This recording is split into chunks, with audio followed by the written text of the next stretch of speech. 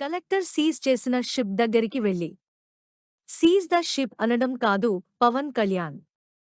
ఆర్థిక మంత్రి పయ్యావుల కేశవ్ వియ్యంకుడి షిప్ దగ్గరికి వెళ్లి ఆ మాట చెప్పు చూద్దాం. అంబటి రాంబాబు, గుంటూరు జిల్లా వైఎస్ఆర్సీపీ అధ్యక్షులు. ఈ రాష్ట్రం కాదు, ఈ దేశంలోనే రైస్ ఎక్స్పోర్ట్ చేసేటటువంటి కంపెనీ ఏదైనా ఉంది అంటే థర్డ్ ప్లేస్ లో ఉన్న కంపెనీ ఒకటి ఉంది. మన రాష్ట్రంలో నెంబర్ 1 ప్లేస్ లో ఉన్నటువంటి కంపెనీ ఒకటి ఉంది. దాని పేరు పట్టాభి ఆగ్రో. ఎవరిదో తెలుసా? ఇది పయ్యావుల కేశవులు గారి వియ్యంకుడి ఫైనాన్స్ మినిస్టరు. ఆయన వియ్యంకుడు మొత్తంలో నెంబర్ 1 గా ఆంధ్ర రాష్ట్రం నుంచి బియ్యాన్ని ఎగుమతి చేసినటువంటి గొప్పవాడు. ఇంకోటి కూడా చెప్తున్నా, మొన్న మీరు స్టెల్లా అనే దానిలో పట్టుకున్నారు కదా, కలెక్టర్ గారు వెళ్ళి సీజ్ చేశాడు, స్టెల్లా అనేటువంటి వెజల్ పట్టుకున్నారు. ఇదే గొడవ.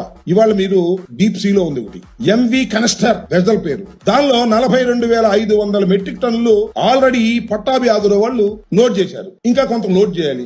ఈ రఫ్సీ కొద్దిగా తగ్గిన తర్వాత అది కూడా లోడ్ చేసి దాన్ని ఎగుమతి చేయబోతున్నారు నైజీరియాకి. నా ఆరోపణ చెప్తున్నా, దీనిలో టోటల్ గా పీడిఎస్ రైస్ దే నేను ఆరోపణ చేస్తున్నా. పవన్ కళ్యాణ్ గారు, తమరు, నాదెళ్ల మనోహర్ గారు మళ్ళా వెజల్లో వెళ్ళండి, సీజ్ ది షిప్ అని చెప్పండి. శభాష్. పయ్యావుల కేశవులు గారి వియ్యంకుడిదైనా కూడా బ్రహ్మాండంగా పట్టుకున్నారా. నిజమైన నిజాయితీ పరులు మన పవన్ కళ్యాణ్ గారు, మనోహర్ గారు అని అందరూ ఆశ్చర్యపోతారు, మెచ్చుకుంటారు. ఇంటర్నేషనల్ గా మంత్రి వియ్యంకుడినే పట్టుకున్నటువంటి పవన్ కళ్యాణ్ సిన్సియర్.